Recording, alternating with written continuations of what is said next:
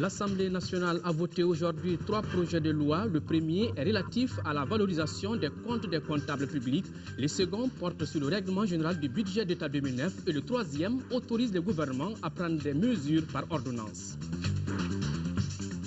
Un an après la signature du protocole d'accord relatif aux 16 points de revendication de l'UINTM, le secrétaire général de la centrale syndicale se réjouit des avancées obtenues. Il s'agit de l'adoption d'une nouvelle grille des salaires des fonctionnaires et le paiement des indemnités de départ à la retraite. Ça y est, le sélectionneur national Patrice Carteron a publié ce matin une préliste de 28 joueurs en vue de la phase finale de la CAN 2013 en Afrique du Sud. La liste complète des 23 joueurs sera connue le 8 janvier à l'issue d'un stage à Kabbalah. Kabbalah qui a d'ailleurs fait peau neuve pour accueillir les joueurs. Voilà pour les titres. Mesdames, Messieurs, bonsoir et bienvenue dans cette édition. Comme vous le savez déjà, la Côte d'Ivoire est en deuil. 61 personnes sont décédées à Abidjan après avoir assisté au feu d'artifice de la Saint-Sylvestre. Le Premier ministre Django Sissoko s'est rendu à l'ambassade ivoirienne sise à l'ACI 2000 ce matin pour signer le livre de condoléances d'Aouda Sidiki Diarra. Drapeau en berne, c'est tout le peuple ivoirien qui est endeuillé par le drame survenu dans la nuit du 31 décembre au 1er janvier à Abidjan.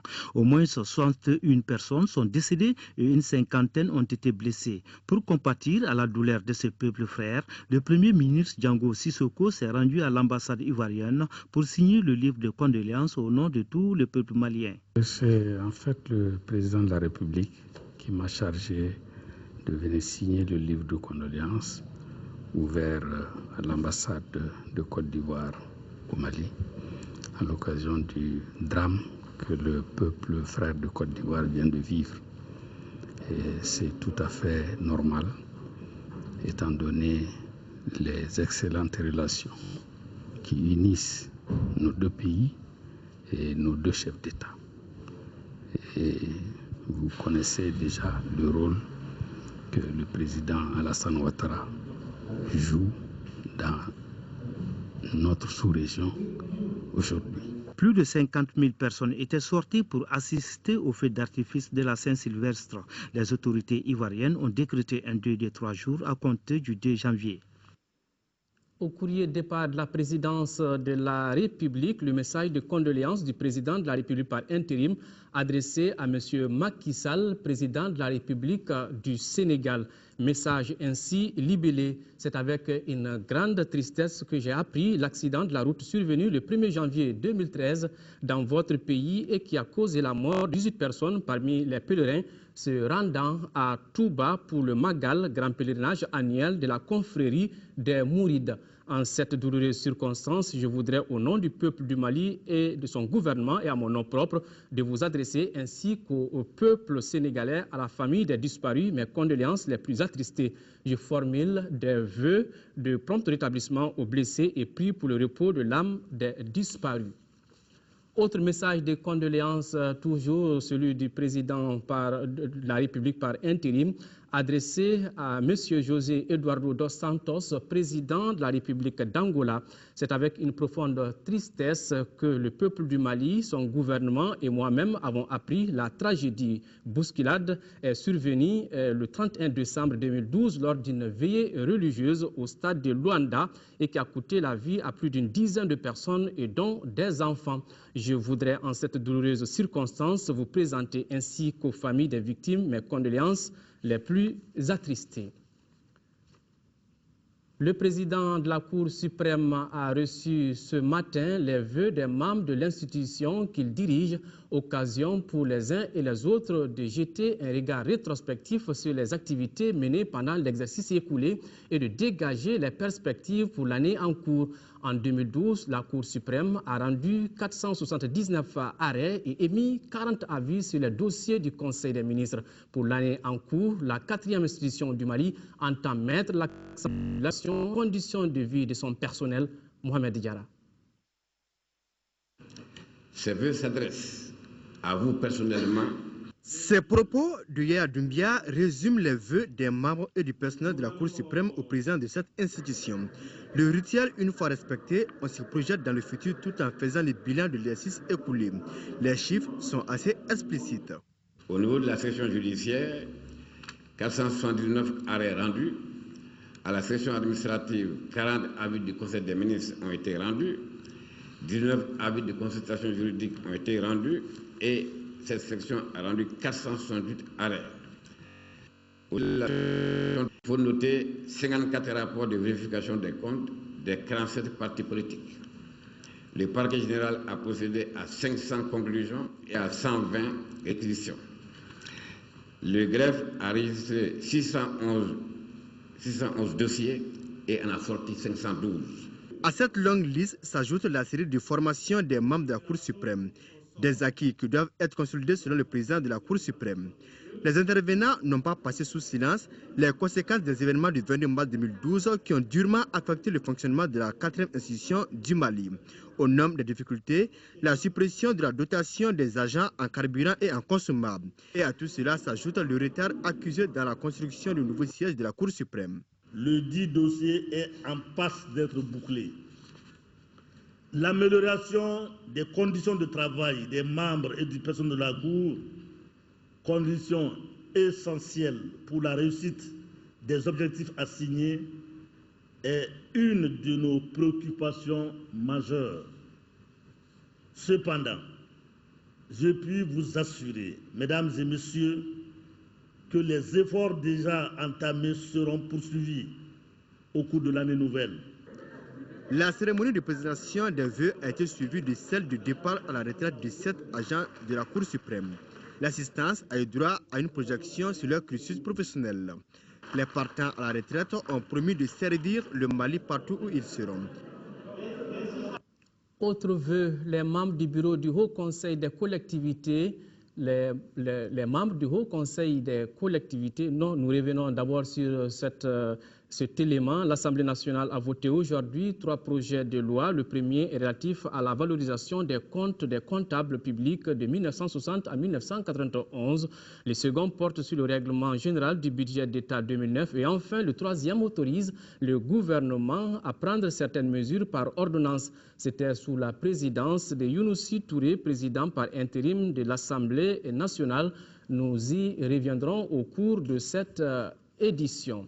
Les membres du bureau du Haut Conseil des collectivités, les travailleurs de l'institution et les stagiaires de l'APEJ ont présenté ce matin leurs vœux de bonne et heureuse année 2013 au président du Haut Conseil des collectivités. Occasion pour eux de faire des bénédictions pour le Mali et de rappeler les activités phares menées malgré la crise que connaît le pays. Pour Oumarou Ag Mohamed Ibrahim Aïdara, il faut se donner la main pour sortir le Mali de cette situation. Tiemogo Sagara. Les activités menées en 2012, les doléances pour 2013, des bénédictions et des prières pour le Mali, telles sont les principales articulations des interventions au cours de cette cérémonie.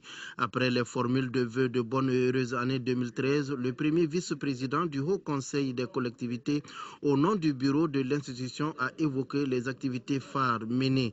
Cela malgré la double crise que traverse le Mali. Je citerai l'amendement par le bureau de la feuille de route de sortie de crise initiée par l'Assemblée nationale, la déclaration du Haut Conseil des collectivités sur la crise institutionnelle et sécuritaire, la condamnation sans réserve de l'agression barbare sur la personne du président de la République.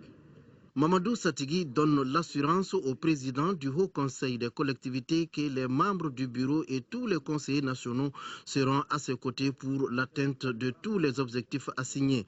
2013 sera marqué par le renforcement des capacités et des compétences des ressources humaines. C'est pourquoi le personnel souhaite une amélioration des conditions de travail. À l'aube de l'année 2013, nous portons à votre haute attention certaines de nos attentes qui sont, entre autres, la dotation régulière de l'ensemble des services en matériel de bureau et fourniture, la tenue régulière de rencontres périodiques entre le personnel administratif et le président de l'institution, l'actualisation du règlement intérieur par rapport aux besoins actuels de l'institution, le renforcement des ressources humaines suite au départ à la retraite de certains agents. Les stagiaires de l'APEJ évoluant au Haut Conseil des collectivités par la voix de Anou Rousseau souhaitent beaucoup de prospérité à l'institution dans un Mali uni et stable. L'année 2013 est déterminante dans la vie de notre nation. au regard des objectifs prioritaires que se fixent les autorités de la transition, à savoir la libération des régions du Nord et l'organisation d'élections crédibles, c'est fort de cela que chacun de nous, dans un élan patriotique, devrait se mobiliser pour l'atteinte de ces objectifs. La Fatiha prononcée par Abdurrahman Chérif Haïdara a mis fin à cette cérémonie de présentation de vœux. Le ministre de l'Éducation, de l'Alphabétisation et de la Promotion des langues nationales était ce matin face aux anciens ministres de l'Éducation. Objectif, échanger avec eux les problèmes de l'école malienne en cette période de crise. Dans l'après-midi, le ministre Bokar Moussa Diarra a rendu une visite de courtoisie aux membres de la Ligue nationale des écoles et établissements d'enseignement privé, compte rendu Nando Dambélé. À la fois pathétique et cordiale, cette rencontre s'inscrit dans le cadre des rencontres initiées par le ministère de l'Éducation, de l'Alphabétisation et de la Promotion des langues nationales avec les différents acteurs et partenaires de l'école. Moi, je pense que l'expertise que nous avons les uns et les autres, n'est-ce pas, doit pouvoir éclairer le chemin du nouveau ministre, et dans tous les cas. Et on n'oubliera jamais, chaque fois qu'on passe devant ce département, eh bien, les souvenirs reviennent. Et lorsqu'on sait que le ministère de l'Éducation nationale est pratiquement la pierre angulaire du développement, le savoir n'a pas de limite. Ils étaient une dizaine d'anciens ministres, hommes et femmes, venus partager leur expérience avec le nouveau locataire du département de l'éducation, lequel a rendu un vibrant hommage à ses prédécesseurs.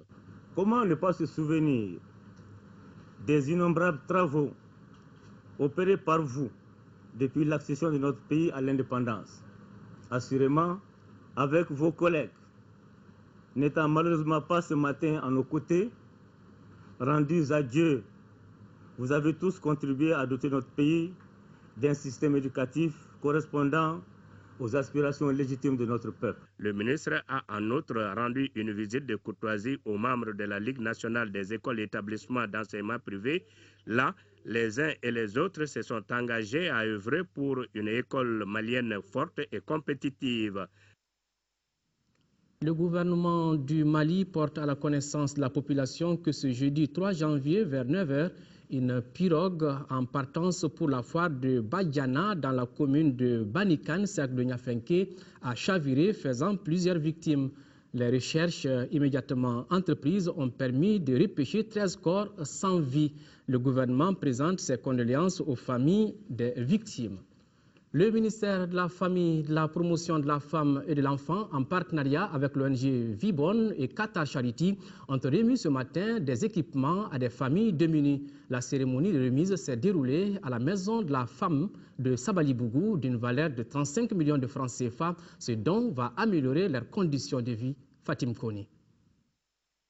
Ce sont au total 39 machines à coudre, 15 mototaxis et 36 vaches laitières qui ont été remis à une centaine de familles démunies. D'une valeur de 35 millions de francs CFA, le don est l'œuvre de l'ONG Bonne Vie Qatar Charity. Ce geste contribuera à assurer non seulement le renforcement des capacités économiques des populations vulnérables, mais aussi à améliorer leurs conditions de vie. Il s'agira de leur procurer le minimum indispensable pour mener une vie noble.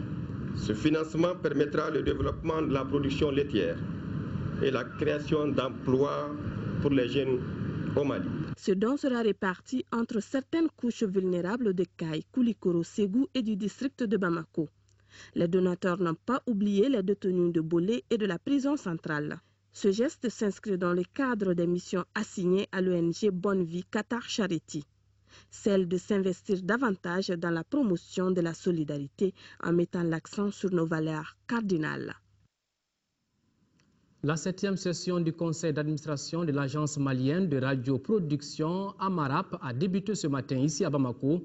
Au cours de cette session, plusieurs sujets importants seront abordés tels que le procès verbal et la mise en œuvre des recommandations de la précédente session. Le projet de programme d'activité et le projet de budget 2013 seront soumis aux administrateurs pour adoption. Rachel Tessougué.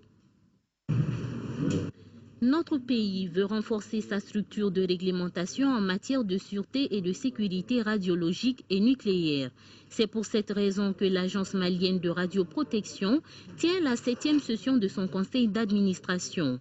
Au cours de cette session, les administrateurs élaboreront les moyens d'utilisation des techniques nucléaires dans un cadre sécurisé. Les activités habituelles qui sont les autorisations, les inspections, le suivi des travailleurs sous rayonnement ionisant, les analyses des échantillons d'eau, sol, de la nature. Nous voudrons beaucoup insisté en 2013 sur la formation. Le gouvernement s'engage à créer les conditions permettant à l'Agence malienne de radioprotection de jouer pleinement sa partition pour la prise en charge des questions nucléaires. Le gouvernement du Mali, à travers mon département, poursuit les démarches pour intégrer les instances dirigeantes de l'AUA aux fins d'exploiter à grande échelle les avantages liés à l'utilisation pacifique des applications nucléaires. Dans cette perspective, les dispositions sont en cours pour l'inscription de notre pays à un programme électronucléaire. L'Agence malienne de radioprotection a passé avec succès le test de l'atelier d'auto-évaluation des structures réglementaires chargées de la radioprotection. Ce test était organisé par le Mali en collaboration avec l'Agence internationale de l'énergie atomique. On vous l'annonçait dans les titres il y a un an que l'Union nationale des travailleurs du Mali, le Conseil national du patronat et le gouvernement ont signé un protocole d'accord relatif aux 16 points de revendication de la centrale syndicale. Le secrétaire général de l'INTM a rencontré ce matin la presse pour faire le point de l'état de mise en œuvre du protocole d'accord. Chaka Diakité se réjouit de certaines avancées obtenues, notamment l'adoption d'une nouvelle grille des salaires des fonctionnaires et le paiement des indemnités de départ à la retraite des fonctionnaires. Bourama Traoré. Les 16 points de revendication de l'Union nationale des travailleurs du Mali s'exécutent lentement mais sûrement. C'est un secrétaire général de l'UNTM au sourire large qui a rencontré ce jeudi la presse pour faire le point des acquis. Le paiement des indemnités de départ à la retraite des fonctionnaires est assuré pour un montant d'un mois de salaire net. Tous les fonctionnaires qui vont à la retraite jouissent du bénéfice de leur dernière notation, à condition d'avoir obtenu la notation bon durant la période de notation qui donne droit à l'avancement. Aussi, des indemnités viennent d'être accordées aux fonctionnaires en attendant de conduire à son terme l'étude portant harmonisation et rationalisation des primes et indemnités.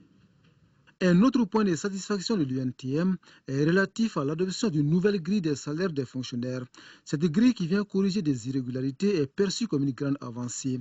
La date d'effet est annoncée pour ce mois de janvier. Si dans l'ancienne grille, la catégorie A commençait à l'indice plancher 351, aujourd'hui, ceux qui vont entrer dans la fonction publique aujourd'hui vont commencer à l'indice 360. L'indice plafond de la catégorie A était 900. Mais avec la grille adoptée, l'indice plafond de la catégorie A vient à l'indice 920. L'indice plancher, la catégorie B2 commençait à 240. Aujourd'hui, elle commence à 250. Et l'indice plafond de la B2, c'est 625 hier, mais 677 aujourd'hui. L'indice plancher de la catégorie B1 était 215. Aujourd'hui, c'est 220. Et l'indice plafond, 550 à 600. Enfin, la catégorie C, indice plancher passe de 151 à 155 et l'indice plafond de 450 à 489. L'Union nationale des travailleurs du Mali entend poursuivre les négociations pour la satisfaction de l'ensemble de ses revendications. On vous l'annonçait dans les titres, l'Assemblée nationale a voté aujourd'hui 3 projets de loi. Le premier est relatif à la valorisation des comptes des comptables publics de 1960 à 1991. Le second porte sur le règlement général du budget d'État 2009. Et enfin, le troisième autorise le gouvernement à prendre certaines mesures par ordonnance. C'était sous la présidence de Younousi Touré, président par intérim de l'Assemblée nationale. Compte rendu, Mahamadou Doumbia. Au cours de cette séance plénière, l'Assemblée nationale a statué sur 3 projets de loi. Le premier projet est relatif à la validation des comptes des comptables publics de 1960 à 1991. Et pour cause, de 1991 à nos jours, aucun compte de gestion de comptable public n'a été déchargé de sa gestion. Face à cette situation, la section de la Cour suprême visait, dans son programme de 2010, l'appurement des comptes de comptables publics du Trésor, des communes et des établissements publics. Le vote par le Parlement de la loi de validation des comptes de 60 à 91 permettra le démarrage, Monsieur le Président, le démarrage effectif des activités de jugement des comptes à partir de 1992 et mettra ainsi le Mali en phase avec les autres États membres de l'UEMOA dans ce domaine. Quand il s'agit de discuter des finances, naturellement, il y a débat. L'amendement qui consiste à dire que les opérations sont validées, à mon avis, ça veut dire que l'Assemblée nationale, les yeux fermés, décide de valider des opérations pour lesquelles aucune pièce comptable n'existe, sur lesquelles on n'a aucune donnée. Et pourtant, pour le président de la Commission des finances, il n'y a aucune ambiguïté. C'est 92 qui constitue la ligne de départ. Nous, notre vote, c'est justement pour pouvoir dire ces balances d'entrée de 92, nous les validons. Ce qui est normal, et le rapport le dit, de 60 à 92, il a été produit au moins des balances chaque année. Les autres comptes sont partis, tous les autres États dont on a parlé, États de rapprochement et autres ne sont pas exploitables. Ça, c'est même au regard seulement des événements de 91, et nous sommes presque les seuls dans cette situation dans la sous-région. Cela suffit comme élément pour que tout Malien, quand même conscient, puisse comprendre que cette période, il n'y a pas de pièces. Donc, c'est le compte qui ne peut pas être jugé. Après amendement, ce projet de loi a été voté à l'unanimité par 115 voix pour, 4 contre, 2 abstentions et 0 non-votants. Le deuxième projet de loi discuté par les députés est relatif au règlement général du budget 2009. Sa motivation fait suite à des constats, à savoir le budget 2009 a été exécuté dans un contexte de récession économique mondiale en liaison avec les conséquences de la crise de crédit immobilier et la flambée du prix des produits alimentaires et du pétrole en 2007 et 2008. Ce projet de loi 2009 concerne donc le renforcement de la collaboration entre, d'une part, les services techniques chargés des finances et la section des comptes de la Cour suprême, d'autre part. Ce projet de loi, qui a fait l'objet de 6 amendements, a été finalement adopté par 114 voix pour, 0 contre, 0 abstention et 0 non-votant. Voilà, il faut ajouter qu'en plus de cette adoption, le président de l'Assemblée nationale par intérim a fait plusieurs communications, donc avant la clôture des travaux de cette séance plénière de la session extraordinaire de l'Assemblée nationale. Nous y reviendrons dans nos éditions prochaines.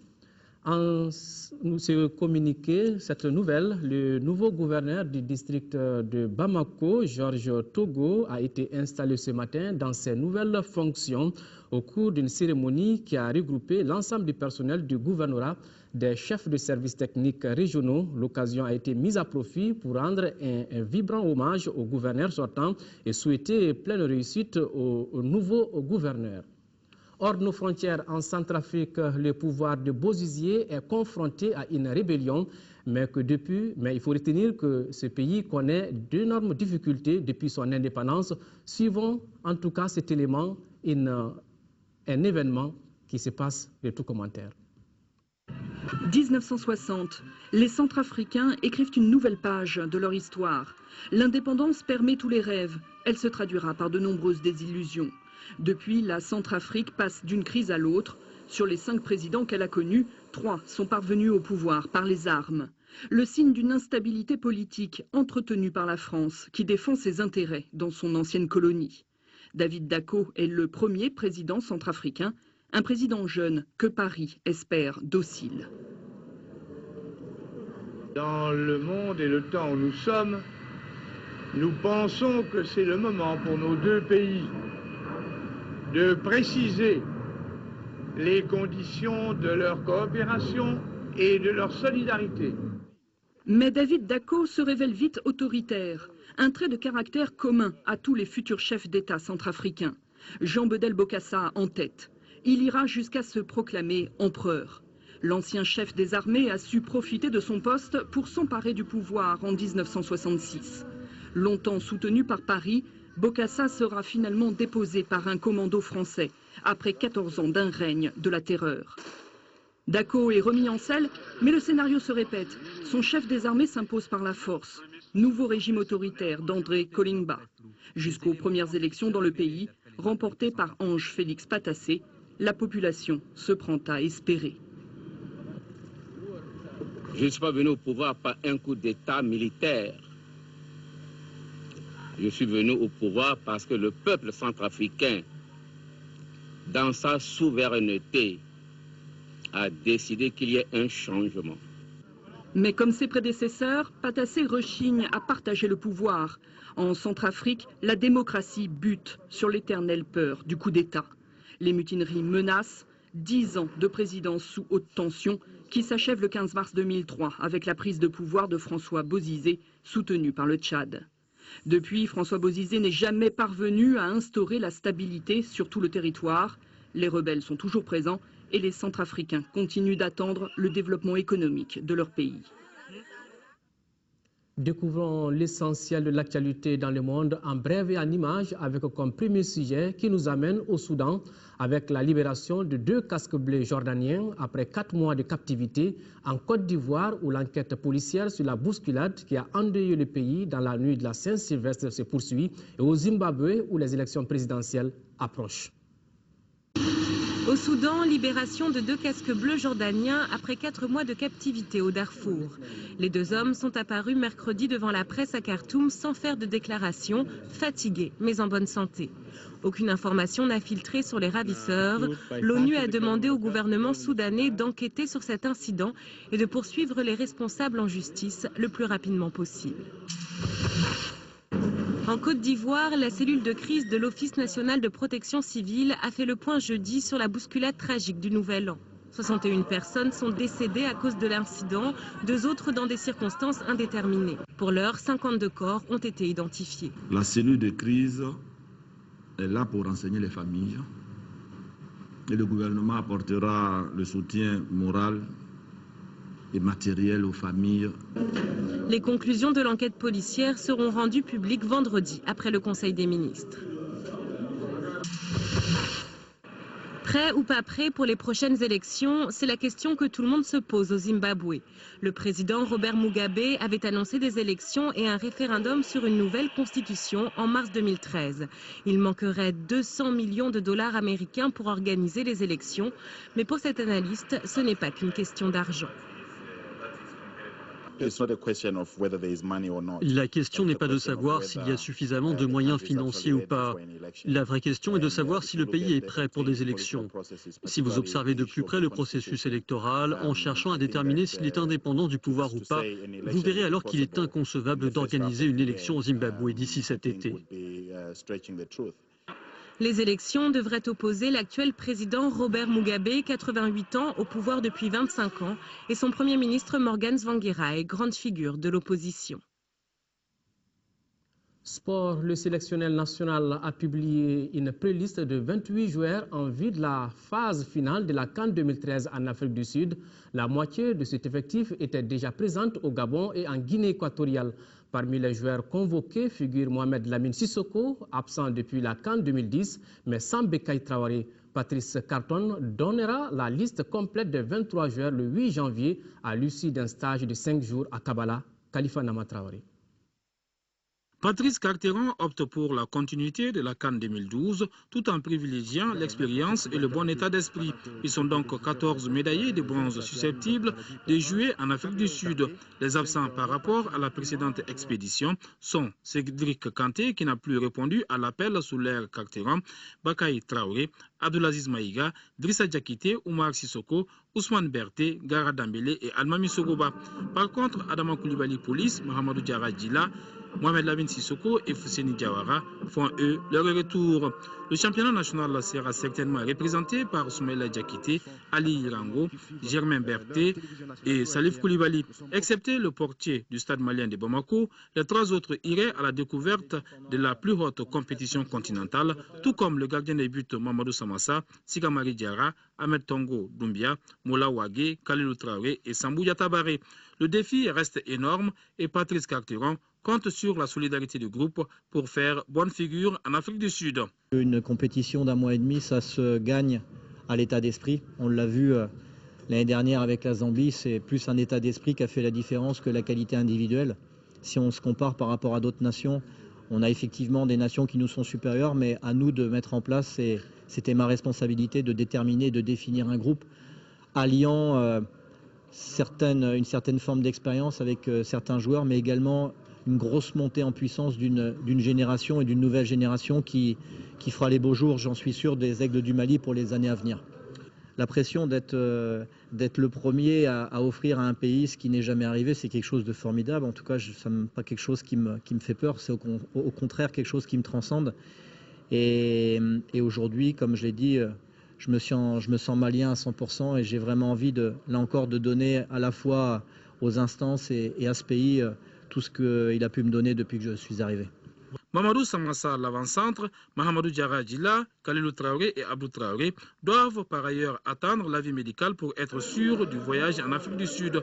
Dans le groupe B de cette 29e édition de la Coupe d'Afrique des Nations de football, le Mali débutera le 20 janvier contre le Niger avant d'affronter 4 jours plus tard le Ghana et la République démocratique du Congo le 28 janvier. Voilà, donc c'était donc l'équipe de Patrice Carteron. Le centre d'entraînement sportif Ousmane Traoré de Kabbalah fait peau neuve à la veille de la CAN 2013 en Afrique du Sud. Le coût des travaux s'élève à 100 millions de francs CFA. Les locaux ont reçu hier la visite des journalistes et le cabinet du ministère de la Jeunesse et des Sports. Reportage Abdul Karim Kaba. Permettre aux Aigles du Mali de mieux préparer la CAN qui donne son coup d'envoi le 19 janvier prochain en Afrique du Sud, voilà l'objectif de ces travaux effectués à Kabbalah. La peinture, les meubles, les climatiseurs, des machines à laver, entre autres, ont été réparés et d'autres complètement changés.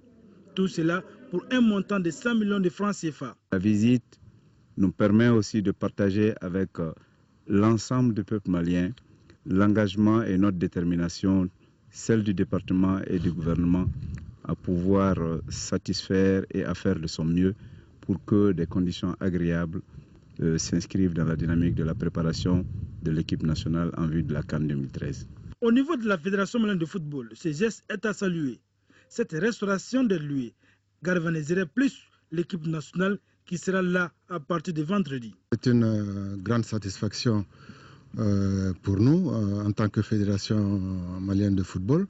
Ils vont rester là 4-5 jours, donc du 4 au 9 avant leur départ en Afrique du Sud. Donc l'entraîneur a concocté un petit programme d'entraînement qui va être ponctué par un match amical avec une sélection locale. Les travaux de la rénovation ont été financés par l'État malien. Le centre a été refait à 95%. Sport toujours, mais cette fois-ci sur le gazon. Championnat national de Ligue 1, la 7e journée a donné son coup d'envoi hier au stade de Modibo Keïta avec 2 rencontres. Pour la première opposition, ASB Asco s'est soldé par un score nul, 0 but partout. Le second match a vu la victoire de l'Office du Niger Sport sur les 11 créateurs de Nyarela, battu 1 but à 0. Les résumés des rencontres, c'est avec Diarra Konati. Surprise désagréable pour les 11 créateurs de Nyarela, avec leur deuxième défaite contre l'Office Sport du Niger qui réalise son deuxième succès dans la Ligue 1. Le passage à vide pour les représentants de Nyarela s'est traduit par leur manque de détermination.